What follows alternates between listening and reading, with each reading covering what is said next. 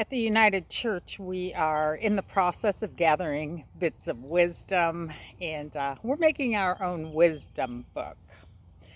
We are sharing wisdom which has shaped our lives, wisdom we received from others, and we are also offering wisdom specifically for the future church. The title to this message is "The One Who Tells the Story Shapes the Story." I think that's wisdom worth remembering. The one who tells the story shapes the story. Not a theory, it's a fact. So I was first told the story of Moses 50 years ago in Sunday school. And I probably heard it once a year, every year since. And it's always appeared to me, or was given to me, in a certain shape. And it was given to me in that certain shape because it was given to me by the community, which I've always been a part of. People I'm in relationship with, which for the most part are white, Eurocentric Christians, liberal Christians. Better add that in there, right? So the way the story has been shaped and shared from that perspective is that the story that Lorraine just read to us, Exodus 3 verses 1 through 10, this is the story of Moses being called by God. And so the story's been shaped for me to hear it that way. It's a story that gives shape to the way God calls people into ministry, the way God calls people into positions of power, the way God calls people into leadership. And I was taught by my community to use this story to reflect upon my own story. To use this story to reflect upon my own burning bush moments, my own calling, my own awareness of God. And I did. Recently, I've been swimming in some other waters. I've broadened the boundaries of my community, and I'm listening to and learning from people who have a different perspective, different life experiences, different understandings of the stories in the Bible. And what I recognize is this story of Moses actually has another shape. I recognize that there is more than me, more than my calling and my experiences in this story. And I realize, as I reflect upon the story for the 51st time, this is not the story of an individual. This is a story of community. I also recognize that the shape that the story was given to me by a community of well-intentioned scholars, theologians, friends, neighbors, had a very narrowed, individualistic shape.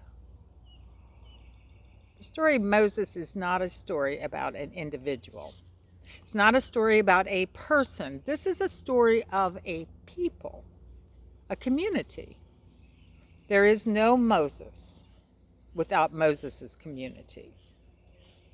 And I think accelerating this awareness is the pandemic. You know, this point in history that we are all living through. Because so many of us are separated from our communities. And the practice of creating social distance is needed and it's necessary. And it is also filled with sharp reminders that I am not fully me when I'm separated from you. There is no me without you. So one of the benefits of this pandemic, in my opinion, is an increased awareness and an appreciation for community. And that's probably why, as I reflect upon the story of Moses for the 51st time, my mind isn't as much on Moses as my mind is upon the community of people that he left behind. Moses was part of two different groups of people, two radically different communities,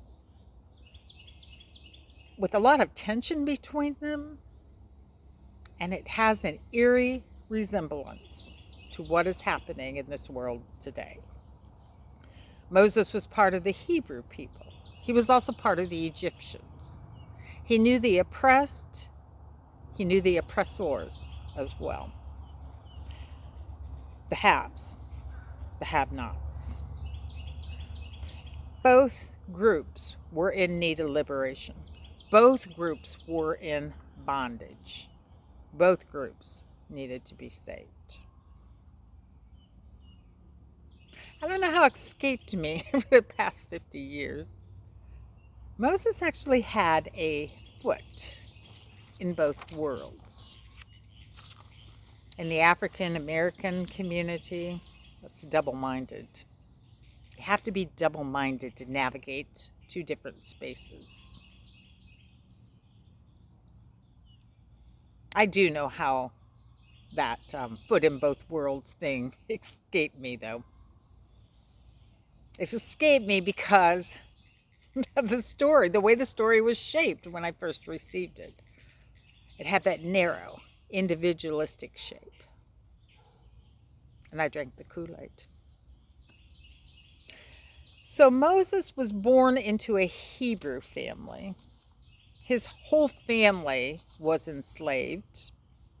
He was part of a people who worked for peanuts, who worked for nothing, doing tasks that were essential. And actually his name wasn't even Moses, it was Moshe. M-O-S-H-E, Moshe. In the original way that the story was shaped. His name was changed along the way because the one who tells the story gets to shape the story. Moshe was born into a death sentence, stamped from the beginning, to borrow a phrase from Ibram Zendi. In order to save his life, Moses' mama put him in a basket and floated him down the river. And he was pulled out of the water by the Egyptian princess, Pharaoh's daughter, a person with privilege and power. So Moshe was part of her people now. And his little sister Miriam was watching from a distance, and when she saw the princess pull the baby out of the water, she says, "I know who can help you feed the baby." Moses' mother then became Moses' nanny, or wet nurse. That was the first of the circling back that took place in Moses' life, and it's a reminder. We don't live life in a straight line.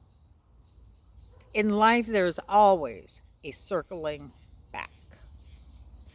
So now Moses belonged to the princess, was being nursed by his mother, had both his feet in both worlds now. He knew the oppressed, he knew the oppressor. And he grew up. As he grew up, he began to realize how things went down. As a young man, he witnessed violence. He responded to the violence with violence. Another little bit of wisdom in that. He witnessed violence. He responded to the violence with violence. When Moses recognized the gravity of the violence, he exercised his privilege and ran off. He turned his back. Only people of privilege can do that. He ran out into the desert and he stayed there for years. He got married, he had children, he started his shepherding career. And then one day he stumbled across that burning bush where he was confronted with a reminder about the people he had left behind. From the burning bush came the voice of God saying, "I can hear your people cry. There is affliction in Egypt. There is a cry for deliverance. It's time for you to go back. You no longer have the privilege of looking the other way." When God gets a hold of you, your privilege goes away.